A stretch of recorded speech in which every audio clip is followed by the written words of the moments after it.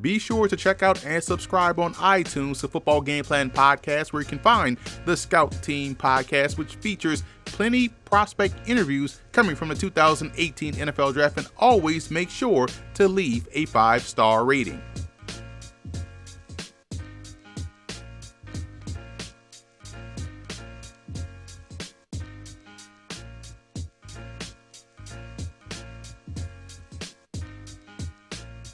The FCS has always been a great place to get very good tight end prospects. The reason being is that they're getting guys out of high school that aren't fully developed as prospects, giving them great coaching, and the result is what we've seen over the last 6 years, dating back to Julius Thomas when he came out of Portland State. Now, as a reminder, just like we do for the receivers, we separate the tight ends by position.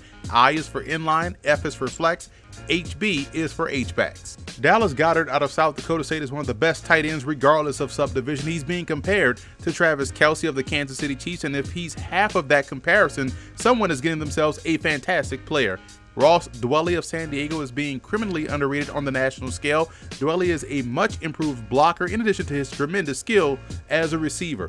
Andrew Vollert out of Weber State was the #1 option in the Wildcats passing game. Where he wanted to get better was as an inline blocker, and during the week of practice at the East-West Shrine game, he showed that he put in the work to make that a reality. Garrett Hudson of Richmond is another slept-on receiving option coming from the FCS. He's the all-time leader in receiving yards and catches for the tight ends at Richmond and would make an ideal H-back at the next level. Dylan Wadsworth of Lafayette was used more as a blocker this season, but make no mistakes about it, he's as reliable as they come in the passing game.